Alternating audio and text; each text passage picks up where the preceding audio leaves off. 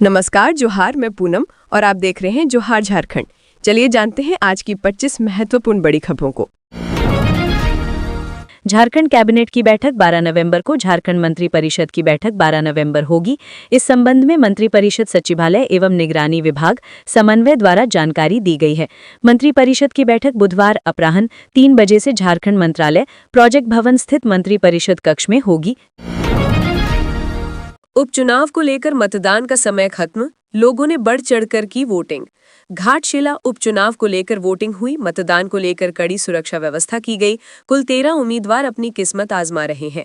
Voting सुबह 7 बजे से शाम 5 बजे तक हुई। चुनाव आयोग ने निष्पक्ष और शांतिपूर्ण मतदान के लिए व्यापक तैयारी की थी।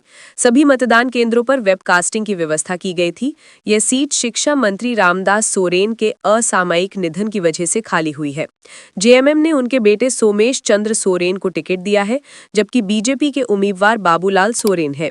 दोनों पार्टियों ने अपने प्रत्याशियों की जीत के लिए जोर शोर से प्रचार किया है। झारखंड मुक्ति मोर्चा के प्रत्याशी सोमेश चंद्र सोरेन ने क्षेत्र के बूथ का दौरा किया। सोमेश सोरेन ने कहा कि आज दुख की बात है कि मेरे बाबा के निधन पर यह चुनाव हो रहा है। बाबा का आशीर्वाद मुझे मिला है। मैं घाटशिला के उज्जवल भविष्य को देखना चाहता हूं। चुनाव प्रक्रिया अच्छी चल रही है। उन्होंने मीडिया के माध्यम से जनता से अपील भी की कि वो घरों से निकलें और अपना मत का प्रयोग करें। जेएमएम प्रत्याशी सोमेश सोरेन ने कहा कि चुनावी क्षेत्र में मेरा ये पहला कदम है, लेकिन मेरे बाबा यानी पिता का आशीर्वाद मेरे साथ है। मैं जनता के साथ हूं, देखें आगे क्या होता है, लेकिन मैं घाटशिला के भविष्य को उज्जवल देखना चाहता हूं। जमशेदपुर में कपड़ा गोदाम में लगे भीषण आग, करीब 25 लाख रुपए का नुकसान, 5 संदिग्ध लोगों पर मालिक को शक। जमशेदपुर के गोलमुरी थाना क्षेत्र के हिंदू बस्ती के भारत रेडीमेड के कपड़ों के गोदाम में सोमवार की मध्य रात्रि को भीषण आग लगी। आग इतनी तेज थी कि गोदाम में रखे कपड़े पूरी तरह जलकर राख हो गए। अनुमान है कि आग से करीब 25 लाख रुपए का नुकसान हुआ है। गोदाम मालिक रेहान खान ने बताया कि उन्हें रात में आग लगने की सूचना मिली। जब वे मौके पर पहुंचे तब तक गोदाम पूरी तरह आग की चपेट में था। उन्होंने पुलिस को बताया कि आग लगने के समय 4-5 युवक गोदाम के सामने खड़े देखे गए थे। उन्हें शक है कि इन्हीं युवकों ने जानबूझकर आग लगाई होगी। स्थानीय लोगों के अनुसार हाल के दिनों में गोलमुरी क्षेत्र में असामाजिक गतिविधियां बढ़ी हैं। कहीं वाहनों को तोड़फोड़ का शिकार बनाया जा रहा है, तो कहीं जानबूझकर आग लगाई जा रही है। पुलिस इस मामले की जांच कर रही है, लेकिन अभी आग लगने का सही कारण स्पष्ट नहीं हो पाया है। शहर में हाल ही में आगजनी की घटनाओं में लगातार वृद्धि हुई है। सोमवार को ही जुगसलाई स्थित वीर कुंवर सिंह चौक के पास खड़ी एक कार में आग लगी। इससे पहले सिडगोड़ा और सोनारी में भी कुछ कारों में आगजनी हुई थी। शनिवार रात बागबेड़ा के लाल बिल्डिंग निवासी नीतेश की कार में भी आग लगाई गई थी। झारखंड की महिलाओं को मिलेंगे 2500, इस दिन आएगी 16वीं किश्त। झारखंड सरकार महिलाओं को आत्मनिर्भर और सशक्त बनाने के लिए मैया सम्मान योजना चला रही है। इस योजना के तहत हर पात्र महिला को हर महीने 2500 की आर्थिक सहायता दी जाती है। दिवाली से पहले 15वीं किश्त जारी की गई थी और अब सरकार 16वीं किश्त को लेकर पूरी तैयारी में है। अगर आप भी इस योजना से जुड़ी हैं तो ये लेख आपके लिए बेहद महत्वपूर्ण है। महिला बाल विकास एवं सामाजिक सुरक्षा विभाग झारखंड की ओर से मिली ताज़ा जानकारी के अनुसार मैया सम्मान योजना की 16वीं किश्त 15 नवंबर 2025 तक लाभार्थी महिलाओं के खातों में भेज दी जाएगी। कोडरमा घाटी में ट्रक पलटा, चालक की मौत। कोडरमा थाना क्षेत्र के रांची पटना मुख्य मार्ग NH-20 पर सोमवार को एक छड़ लदा ट्रक अनियंत्रित होकर पलट गया। इस हादसे में ट्रक चालक की मौके पर ही मौत हो गई। मृतक की पहचान उत्तर प्रदेश के सेमरियावान जिले के 32 वर्षीय रामप्रकाश पिता सुरेश राम के रूप में हुई है। जानकारी के अनुसार ट्रक कोडरमा से पटना की ओर जा रहा था। बंदरचुआ के पास एक तीखे मोड़ पर सामने से आ रहे वाहन को बचाने के प्रयास में ट्रक अनियंत्रित होकर सड़क किनारे खाई में जा गिरा। इस दौरान चालक रामप्रकाश की घटनास्थल पर ही मौत हो गई। हादसे के बाद वहां से गुजर रहे राहगीरों ने दुर्घटनाग्रस्त ट्रक देखा और स्थानीय लोगों की मदद से एम्बुलेंस बुलाकर चालक का शव कोडरमा सदर अस्पताल भेजा गया। इस मार्ग पर कई तीखे मोड़ होने के कारण अक्सर दुर्घटनाएं होती रहती हैं। पुलिस ने मौके पर पहुंचकर ट्रक को खाई से बाहर निकाला और मृतक के परिजनों को हादसे की सूचना दे दी। परिजनों के पहुंचने के बाद शव का पोस्टमार्टम किया जाएगा। घाटशिला उपचुनाव में मतदान की गोपनीयता भंग करने के मामले में FST ने 2 पर कराया FIR। घाटशिला उपचुनाव के दौरान मतदान के नियम उल्लंघन, गोपनीयता भंग करने के एक मामले में फ्लाइंग स्क्वाड टीम ने 2 लोगों के खिलाफ घाटशिला थाना में एफआईआर दर्ज कराया है। जानकारी के अनुसार वोटिंग के दौरान मतदान कक्ष के अंदर ईवीएम मशीन में वोट डालने की एक तस्वीर को 2 लोगों ने अपने अपने सोशल मीडिया हैंडल से पोस्ट किया था, जिसके बाद फ्लाइंग स्क्वाड टीम हरकत में आई और दोनों अकाउंट को खंगालते हुए संबंधित व्यक्तियों के खिलाफ एफआईआर दर्ज करा दिया गया है।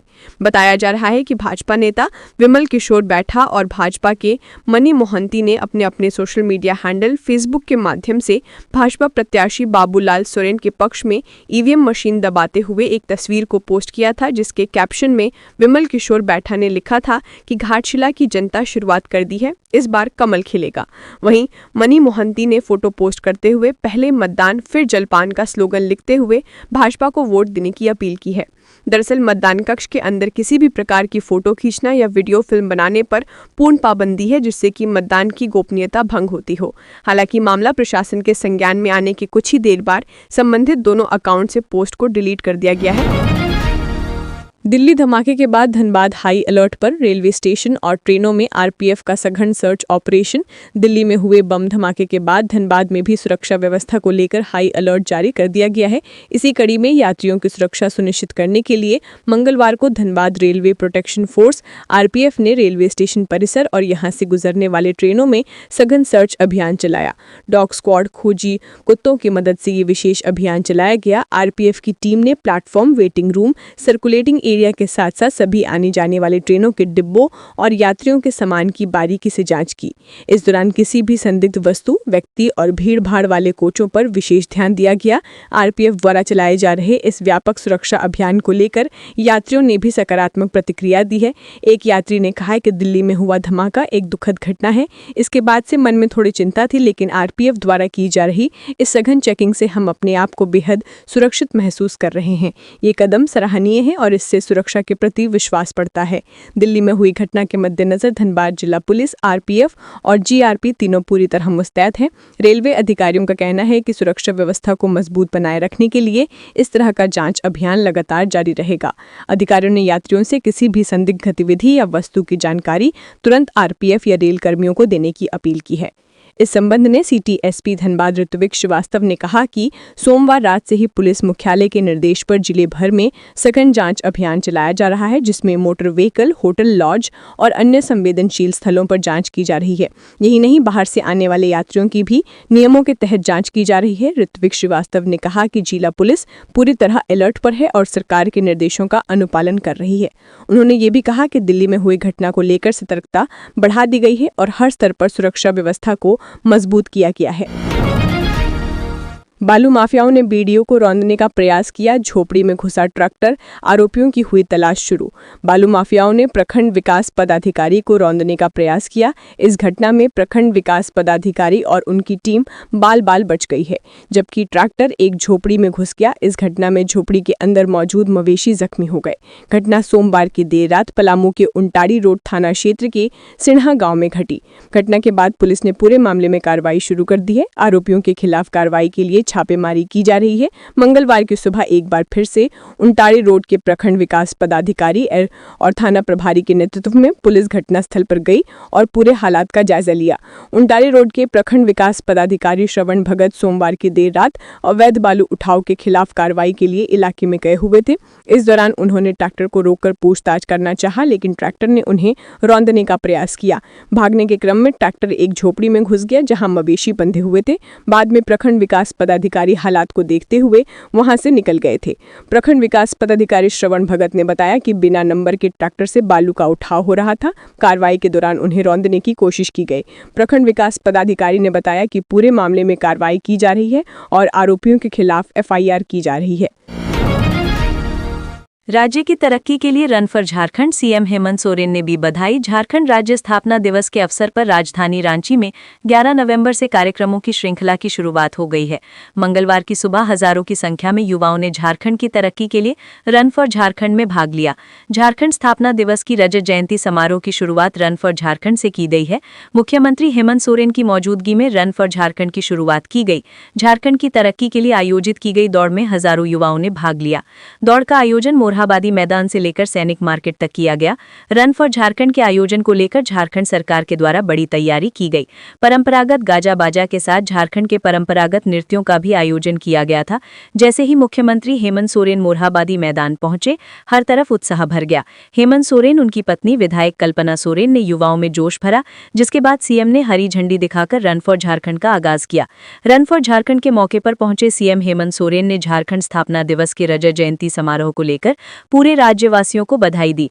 सीएम ने बताया कि झारखंड राज्य स्थापना दिवस के अवसर पर 11 नवंबर से लेकर 16 नवंबर तक विभिन्न तरह के आयोजन किए जा रहे हैं। सीएम ने कहा कि हमें राज्य को तरक्की के रास्ते पर ले जाना है, जिसके लिए वे सभी मिलकर काम कर रहे हैं। रामगढ़ में हाथियों के झुंड ने 2 युवकों को कुचलकर मारा, गांव में मातम और वन विभाग पर नाराजगी। रामगढ़ जिले के जगेश्वर ओपी क्षेत्र में सोमवार देर रात एक दर्दनाक हादसा हुआ, जब हाथियों के झुंड ने 2 युवकों को कुचलकर मार डाला। ये घटना बोकारो से सटे तिलैया अंडरग्राउंड रेलवे क्रॉसिंग के पास हुई। मृतकों की पहचान प्रकाश महतो और चरकू महतो के रूप में हुई है। जानकारी के अनुसार दोनों युवक किसी काम से देर रात गाँव लौट रहे थे, तभी अचानक हाथियों का झुंड उनके सामने आ गया। अंधेरा और जंगल का इलाका होने के कारण उनके बचने का कोई मौका नहीं था। घटना के तुरंत बाद स्थानीय ग्रामीण मौके पर पहुंचे और वन विभाग को इसकी सूचना दी, लेकिन तब तक हाथियों का झुंड आगे बढ़ चुका था। ग्रामीणों ने बताया कि मृतक अक्सर उसी रास्ते से घर जाते थे। हादसे के बाद इलाके में मातम का माहौल है। वहीं ग्रामीण वन विभाग की कार्रवाई को लेकर नाराज है। उनका आरोप है कि हाथियों के लगातार इलाके में आने की शिकायतों के बावजूद विभाग ने कोई ठोस कदम नहीं उठाया। न तो गश्त बढ़ाई गई, न ही चेतावनी या वैकल्पिक रास्ते की व्यवस्था की गई। ग्रामीणों का कहना है कि हाथियों का झुंड कई दिनों से इलाके में घूम रहा था, लेकिन वन विभाग की टीम केवल कागजी कार्रवाई कर लौट जाती थी। इस हादसे ने इलाके में लोगों में भय और गहरा आक्रोश पैदा कर दिया है। बंद पत्थर खदान शुरू करने के लिए बिहार से आए गुंडे, चली गोली, 1 की मौत। गिरिडीह में 2 वर्ष से बंद माइंस को शुरू करने के लिए दबंगई की गई है। यहां गोली चलाई गई है। गोली 2 युवकों को लगने की बात कही जा रही है। जिन्हें गोली लगी है उनमें जमुआ थाना इलाके के दलिया निवासी अरविंद वर्मा शामिल है। घटना में चचघरा निवासी सुरेश भी घायल हो गया था, जिसके बाद में इलाज के दरमियान मौत हो गई। सुरेश माइंस का कर्मी बताया जा रहा है, जबकि अरविंद ग्रामीण है। सुरेश की मौत गोली लगने से हुई या पिटाई से ये स्पष्ट नहीं हो सका है। इनके अलावा 4 अन्य लोग मारपीट में घायल हैं, जिनका भी इलाज सदर अस्पताल में चल रहा है। घटना मंगलवार की सुबह की है। घटना के बाद एसपी डॉक्टर बीमल कुमार के निर्देश पर खोरी महुआ एसडीपीओ राजेंद्र प्रसाद के नेतृत्व में जांच शुरू कर दी गई है। घटना को लेकर घायल अरविंद के पिता सुखदेव महतो ने बताया कि गांव में पत्थर माइंस के संचालन का विरोध ग्रामीण कर रहे हैं। ग्रामीणों का कहना है कि माइंस शुरू होगा तो पेयजल की दिक्कत हो जाएगी। हालांकि जिन लोगों ने माइंस की लीज ली है, वे लोग निरंतर माइंस शुरू करने का प्रयास कर रहे हैं। इसी कड़ी में सोमवार को माइंस के संचालक द्वारा नवादा बिहार से गुंडों को बुलाया गया। सोमवार की शाम अरविंद ट्रैक्टर से धान ला रहा था। इस बीच माइंस के गुंडों ने उसे धमकाया और इधर से नहीं गुजरने को कहा। इसी बीच सुबह अरविंद फिर से धान लाने गया तो गुंडों ने उसे गोली मार दी। इधर मारपीट में घायल रीतलाल प्रसाद वर्मा का कहना है कि उसकी पिटाई पत्थर माफियाओं ने की है, जबकि घायल अरविंद ने कई लोगों पर आरोप लगाया है। झारखंड स्थापना दिवस पर रांची होगी रंगों से रोशन, नगर निगम ने संभाली सजावट की कमान। झारखंड के 25वें स्थापना दिवस को लेकर राजधानी रांची में इस बार भव्य सांस्कृतिक कार्यक्रमों की तैयारियां पूरी कर ली गई हैं। राज्य स्थापना दिवस को यादगार बनाने के लिए विभिन्न विभागों के साथ साथ रांची नगर निगम को भी विशेष जिम्मेदारी दी गई है। निगम की ओर से न केवल शहर की सफाई और सौंदर्यीकरण पर ध्यान दिया जा रहा है, बल्कि सांस्कृतिक आयोजनों को भी गरिमा प्रदान की जा रही है। स्थापना दिवस से जुड़े कार्यक्रमों की औपचारिक शुरुआत 11 नवंबर से हुई। सबसे पहले राजधानी रांची में मैराथन दौड़ का आयोजन किया गया, जिसमें बड़ी संख्या में युवाओं, खिलाड़ियों और नागरिकों ने हिस्सा लिया। इस आयोजन का उद्देश्य राज्य की एकता, ऊर्जा और युवा शक्ति को प्रदर्शित करना है। नगर निगम ने स्थापना दिवस समारोह को सफल बनाने के लिए शहर के मुख्य मार्गों की सफाई, मार्ग चिन्हों के नवीनीकरण और सुरक्षा प्रबंधों पर विशेष ध्यान दिया। दौड़ के दौरान ट्रैफिक व्यवस्था को भी सुदृढ़ किया गया। स्थापना दिवस के मुख्य आकर्षणों में से एक वॉल पेंटिंग कार्यक्रम होगा, जो 14 नवंबर को आयोजित किया जाएगा। इस कार्यक्रम में राजधानी के 3 प्रमुख स्थानों अल्पसंख्यक भवन के पास, बिरसा चौक और मोरहाबादी मैदान परिसर की दीवारों को सोहराय, खोवर और अन्य पारंपरिक लोक कलाओं से सजाया जाएगा। इन वॉल पेंटिंग्स की थीम होगी भगवान बिरसा मुंडा की जयंती और झारखंड की सांस्कृतिक पहचान। इस अवसर पर राज्य के जाने माने कलाकार अपनी रचनाओं के माध्यम से झारखंड की परंपरा, संस्कृति और जन भावनाओं को जीवंत करेंगे। नगर निगम के उप प्रशासक गौतम प्रसाद साहू ने बताया कि रांची की दीवारें झारखंड की आत्मा को दर्शाएंगी। हमारी कोशिश है कि स्थापना दिवस पर शहर पूरी तरह स्वच्छ, सजीव और सांस्कृतिक रंगों में डूबा नजर आए। नगर निगम प्रशासन का कहना है कि इस बार के आयोजन में नागरिकों की भागीदारी भी सुनिश्चित की जाएगी। स्थानीय स्कूलों, कॉलेजों और सामाजिक संस्थाओं को शामिल कर क्लीन रांची, ग्रीन रांची अभियान को भी स्थापना दिवस से जोड़ा गया है। स्थापना दिवस का ये आयोजन न केवल राज्य के गौरव का प्रतीक बनेगा, बल्कि झारखंड की जीवंत संस्कृति, लोक परंपरा और सामाजिक एकता का भी उत्सव होगा। पश्चिम बंगाल के कंटेनर से 61 लाख की अवैध शराब जब्त, रजिस्ट्रेशन नंबर निकला फर्जी। जी हां, रांची जिला पुलिस को बड़ी सफलता मिली है। जमशेदपुर से रांची की ओर आ रहे कंटेनर की जांच के दौरान 61 लाख रुपए की अवैध शराब जब्त हुई है। इस कंटेनर में 1868 पेटियां थी, जिनमें 16,544 शराब की बोतलें मिली हैं। प्रिंट के आधार पर इस पूरी खेप की कीमत करीब 61 लाख रुपए आंकी गई है। इस घटना में शामिल अभियुक्तों की गिरफ्तारी के लिए छापेमारी शुरू हो गई है। पुलिस के द्वारा प्रेस रिलीज जारी करके इस कार्रवाई की जानकारी साझा की गई है। रांची के एसएसपी को मिली गुप्त सूचना के आधार पर पुलिस ने कार्रवाई की है। इस आधार पर नामकुम थाना की पुलिस टीम का गठन किया गया। 9 नवंबर की देर रात जमशेदपुर से रांची आ रहे कंटेनर को पुलिस ने रांची टाटा रोड पर सर जामडी गांव के पास जब रोका तो चालक गाड़ी को सड़क किनारे खड़ा कर अंधेरे का फायदा उठाकर जंगल की ओर भाग निकला।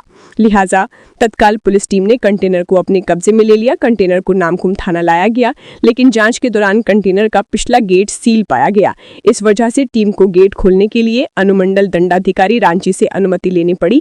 जब पुलिस टीम ने ताला तोड़ा तो उससे शराब का जखीरा बरामद हुआ। खास बात यह कि कंटेनर बंगाल का रजिस्ट्रेशन नंबर था, जो जांच फर्जी पाया गया।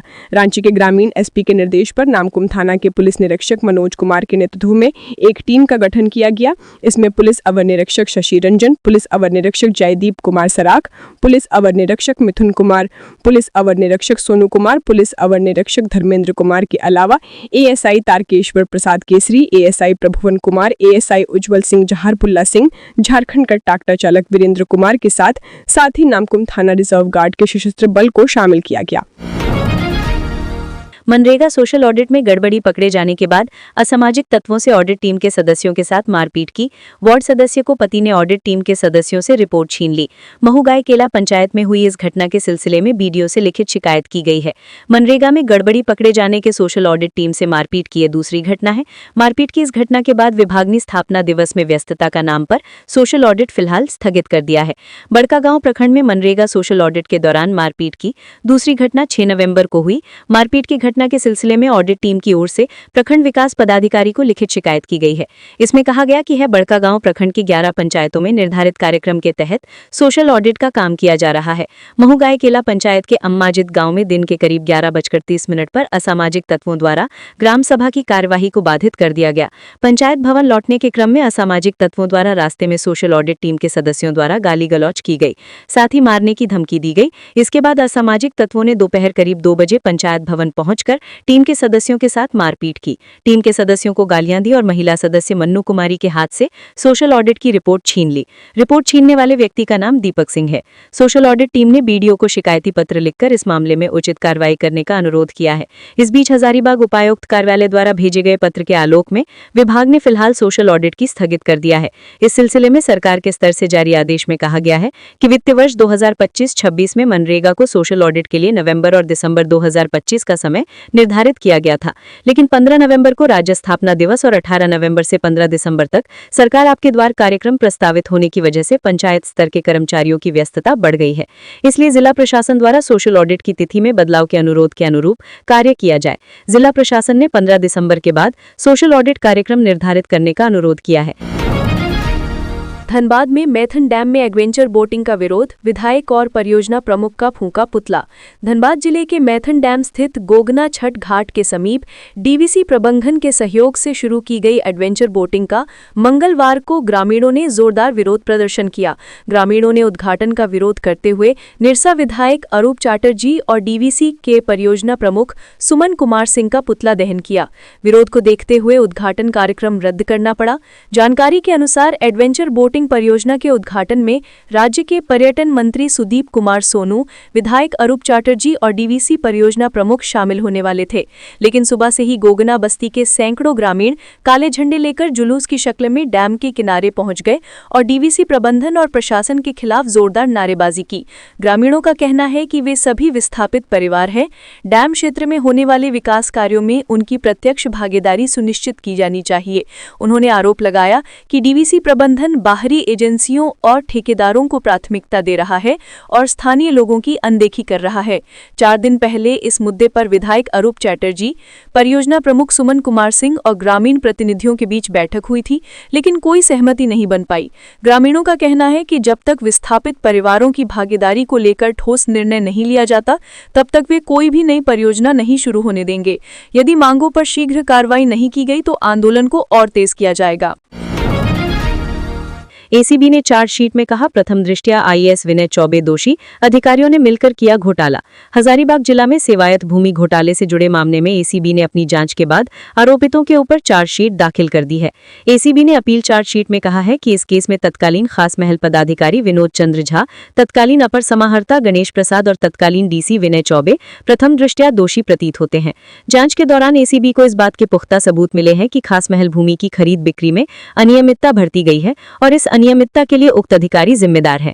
एजेंसी ने कोर्ट के समक्ष कई दस्तावेज भी प्रस्तुत किए हैं। ये घोटाला हजारीबाग की 2.75 एकड़ खास महल भूमि से संबंधित है, जिसे 1948 में 30 वर्षों के लिए एक ट्रस्ट सेवायत को लीज पर दिया गया था, जिसकी रजिस्ट्री 23 लोगों को नियमों को दरकिनार करते हुए की गई थी, क्योंकि लीज 1978 में समाप्त हो गई थी और 2008 तक इसका नवीनीकरण किया गया। 2008 से 2010 के बीच एक सुनियोजित प्रशासनिक षड्यंत्र के तहत इस भूमि को सरकारी भूमि घोषित कर 23 निजी व्यक्तियों को अवैध रूप से आवंटित कर दिया गया। चार्जशीट में यह भी कहा गया है कि षड्यंत्र के केंद्र में तत्कालीन डीसी हजारीबाग विनय कुमार चौबे थे। उन्होंने खास महल पदाधिकारी के साथ मिलकर लीज नवीनीकरण के लिए दिए गए आवेदन से सेवायत शब्द जानबूझकर हटवाया, ताकि ट्रस्ट की भूमि को सरकारी दिखाया जा सके और उसका अवैध हस्तांतरण संभव हो सके। इस मामले में भी विनय चौबे समेत अन्य पर मामला दर्ज हुआ है। इस संबंध में एसीबी ने कांड संख्या 9/2025 दर्ज की है। इस मामले में तत्कालीन खास महल पदाधिकारी विनोद चंद्र झा को भी एसीबी ने गिरफ्तार किया है। क्राइम की दुनिया में महिलाओं का सिक्का, सबसे ज्यादा हथियार तस्करी में इस्तेमाल। झारखंड में संगठित आपराधिक गिरोहों में एक से एक खतरनाक महिला सदस्य हैं, जो समय समय पर चर्चा में आती रही हैं। लेकिन फिलहाल कुख्यात गैंगस्टर सुजीत सिन्हा की पत्नी रिया सिन्हा चर्चा में है। गिरफ्तारी के बाद रिया सिन्हा ने जो खुलासे किए हैं वो बेहद चौंकाने वाले हैं। रिया सिन्हा झारखंड के क्राइम की दुनिया की लेडी डॉन एक बार फिर चर्चा में है। कुख्यात प्रिंस खान के साथ अपने गैंग के मर्जर के अलावा पाकिस्तान से हथियार मंगाने जैसी तमाम वारदातों में रिया सिन्हा का प्रमुख हाथ था। इसी मामले में रिया सिन्हा सहित आधा दर्जन अपराधियों की गिरफ्तारी रांची पुलिस के द्वारा की गई है। पुलिस के सामने जो खुलासे हुए हैं वो बेहद चौंकाने वाले हैं। रांची के सिटी एसपी पारस राणा ने बताया कि कुख्यात गैंगस्टर सुजीत सिन्हा के जेल जाने के बाद गैंग की कमान उसकी पत्नी रिया सिन्हा संभाल रही थी। पुलिस की जांच में ये बात सामने आई है कि गैंग की कमान संभालने के बाद रिया सिन्हा युवाओं को पैसों का लालच देकर उन्हें गैंग में शामिल करवाती थी। गैंग में बड़े पैमाने पर महिला मेंबरों की भी बहाली की गई थी। दरअसल महिला मेंबरों का इस्तेमाल पाकिस्तान से पंजाब पहुंचे हथियारों को झारखंड पहुंचाने के लिए किया जाता था। गैंगस्टर सुजीत सिन्हा के इशारे पर रिया सिन्हा पंजाब के मोंगा से विदेशी हथियार झारखंड लाने के लिए लड़कियों का इस्तेमाल करती थी। पुलिस के अनुसार गैंगस्टर का करीबी रवि आनंद उर्फ सिंघा को हथियार लाने की जिम्मेवारी दी गई थी।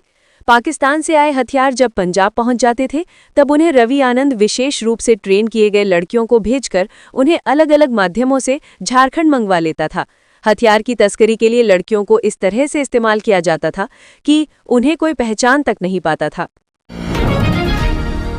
बिहार चुनाव को लेकर अलर्ट पर देवघर पुलिस, बॉर्डर इलाकों पर खास नजर, सभी वाहनों की हो रही चेकिंग। बिहार में दूसरे चरण के मतदान को लेकर बिहार प्रशासन के साथ साथ झारखंड प्रशासन भी हाई अलर्ट पर नजर आ रहा है। देवघर और आसपास के इलाकों से आने जाने वाले सभी वाहनों को पुलिस की जांच के बाद ही बिहार में प्रवेश करने दिया जा रहा है। देवघर से सटे भागलपुर, जमुई, बांका में चुनाव हो रहे हैं। चुनाव में मतदान करने के लिए देवघर से बिहार जाने वालों को जाँच के बाद ही जाने दिया जा रहा है। जिन लोगों पर पुलिस को शक होता है या कोई भी व्यक्ति संदिग्ध दिखता है उन्हें तुरंत हिरासत में लेकर गहन जांच की जा रही है। देवघर के सीमावर्ती इलाके में शामिल दर्दमारा, गिधनी, चिकाई मोड़ समेत सभी जगहों पर वरिष्ठ अधिकारी भी निगरानी करते नजर आए। एटीवी भारत की टीम ने जब देवघर के जसेठी और दर्दमारा बॉर्डर का जायजा लिया तो देखा कि बिहार जाने वाले वाहनों की विशेष जांच की जा रही है ताकि कोई भी संदिग्ध सामग्री या व्यक्ति चुनाव में खलल न डाल सके। दिल्ली में हुए बम विस्फोट को लेकर भी पुलिस टीम पूरी तरह सतर्क है। गौरतलब है कि बिहार में 122 विधानसभा सीटों के लिए मतदान किए जा रहे हैं। 14 नवंबर को मतगणना होनी है। एक सप्ताह भी नहीं हुआ, रांची जेल के जेलर फिर बदल दिए गए।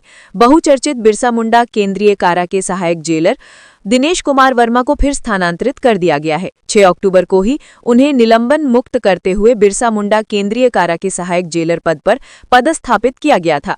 हालांकि वर्मा को अब यहां से धनबाद के सहायक जेलर के पद पर स्थानांतरित कर दिया गया है। वहीं गुमला में पदस्थित लवकुश कुमार को बिरसा मुंडा केंद्रीय कारा का सहायक जेलर बनाया गया है। मालूम है कि पिछले दिनों केंद्रीय कारा रांची का एक आपत्तिजनक वीडियो सामने आने के बाद तत्कालीन सहायक जेलर देवनाथ राम को निलंबित किया गया था। साथ ही दिनेश वर्मा की उनके जगह पोस्टिंग की गई थी। राज्य सरकार के गृह विभाग ने रांची के बिरसा मुंडा जेल से एक आपत्तिजनक वीडियो वायरल होने के बाद बीते बुधवार को तत्कालीन सहायक जेलर देवनाथ राम और जमादार विनोद कुमार यादव को तत्काल प्रभाव से निलंबित कर दिया था। वीडियो में झारखंड के सबसे बड़े जेल में बंद शराब घोटाले के आरोपी विधु गुप्ता और जीएसटी घोटाले के आरोपी विक्की भलोटिया कथित तौर पर डांस करते नजर आ रहे थे। अलिस्तर बोद्रा ने कहा, रांची में सीएनटी एक्ट के 117 साल बाद भी नहीं रुकी जमीन की लूट। झारखंड उलगुलान संघ, आदिवासी बचाओ मोर्चा समेत कई सामाजिक संगठनों ने सीएनटी एक्ट के 117 वर्ष पूरा होने पर मोरहाबादी मैदान से राजभवन तक पैदल मार्च किया। वक्ताओं ने कहा कि आदिवासियों की जमीन आज भी लूटी जा रही है, जबकि इस कानून में जमीन सुरक्षा का प्रावधान है। मार्च के दौरान वक्ताओं ने कहा कि 11 नवंबर को सीएनटी एक्ट 1908 आदिवासियों की जमीन की रक्षा के लिए बना था, लेकिन सरकार और प्रशासन की उदासीनता के कारण आज भी बड़े पैमाने पर भूमि हस्तांतरण हो रहा है। आदिवासियों की धार्मिक जमीन भी लूटी जा रही है। राज्य भर से आदिवासियों का विस्थापन जारी है।